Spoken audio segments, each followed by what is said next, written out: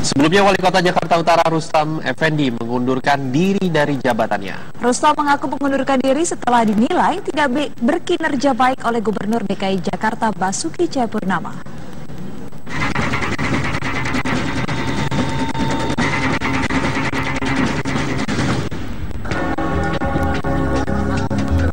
Wali Kota Jakarta Utara Rustam Effendi kemarin secara resmi telah mengirimkan surat pengunduran dirinya kepada Gubernur DKI Jakarta Basuki Cahayapurnama atau Ahok dan Badan Kepegawaian Daerah BKD DKI Jakarta.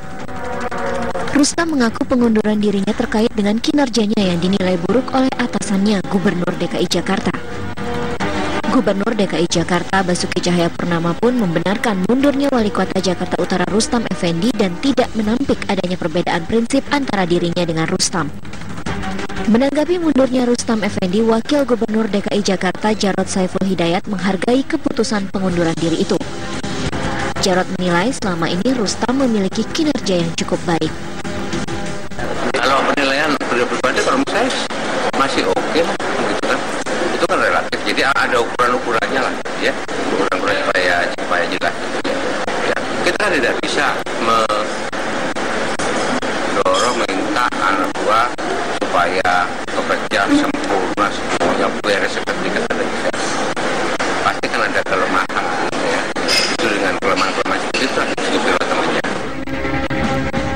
Menanggapi mundurnya Rustam, Menteri Dalam Negeri Cahyokumolo menegaskan bahwa pejabat daerah tidak bisa seenaknya mundur dari jabatan.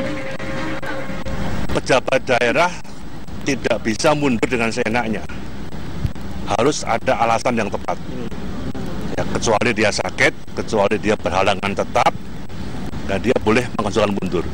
Tapi kalau dalam keadaan yang normal, sehat, tidak ada apa-apa, masa baktinya masih ada, dia mundur misalnya harus dijelaskan.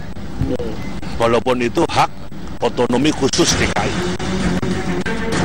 Pengunduran diri Wali Kota Jakarta Utara Rustam Effendi diduga karena Ahok menuding dirinya berpihak kepada bakal calon Gubernur Yusril Iza Mahendra terkait penanganan banjir pada rapat evaluasi banjir pekan lalu. Hal tersebut sempat diungkapkan Rustam di akun media sosial milik dirinya. Tim TV One mengabarkan.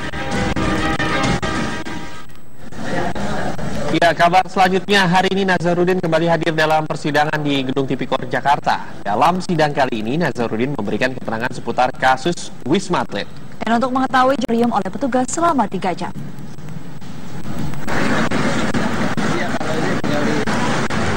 Razia makanan berformalin untuk kedua kalinya dilakukan petugas Sudin KPKP Jakarta Pusat terhadap puluhan pedagang Pasar Gembrong Jakarta Pusat pagi tadi sempat membuat pedagang protes.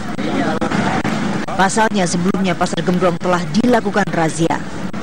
64 sampel makanan yang diduga berformalin diantaranya adalah ikan laut, cumi kering, ayam dan tahu kembali diambil dari para pedagang.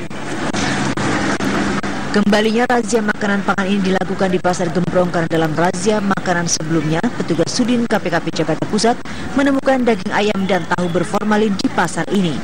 Para pedagang yang berjualan makanan berformalin dikenakan sanksi, ditutup dan ditempelkan stiker berformalin.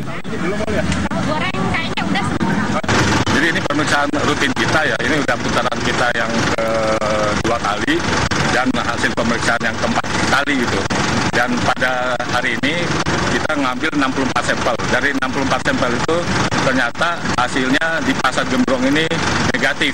Dan ini berarti sudah ada kemajuan dari pembinaan di pasar ini. Yang tadinya memang seperti tahu itu berformalin, kemudian dari daging ayam juga ada yang berformalin, kemudian dari ikan asin berformalin. Tapi pada hari ini setelah kita adakan uji lab langsung melalui laboratorium di mobil laboratorium, ternyata hasilnya negatif. Dan ini razia makanan pangan yang dilakukan untuk kedua kalinya di Pasar Gembrong setelah dilakukan uji laboratorium di tempat selama 3 jam, tidak satu pun dari 44 sampel yang diambil petugas ditemukan makanan berformalin dan dinyatakan aman. Dari Jakarta, Asben Benef, TV One mengabarkan.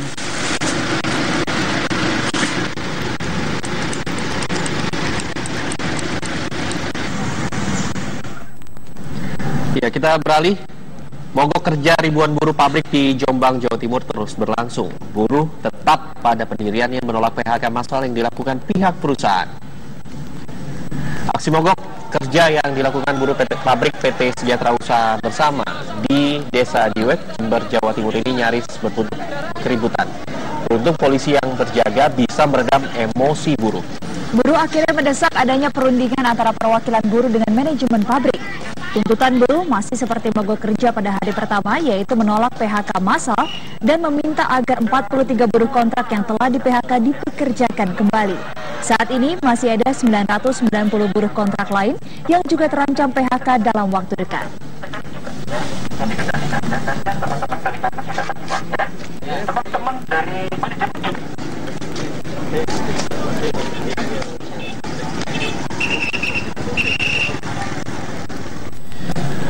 Kabar selanjutnya, kuasa hukum Jessica Kumala Wongso kembali mendatangi Polda Metro Jaya untuk melihat keadaan kliennya yang sering mengeluh sakit menjelang akhir masa penahanannya. Hidayat Bustam selaku kuasa hukum Jessica datang untuk melihat langsung kondisi Jessica Kumala Wongso.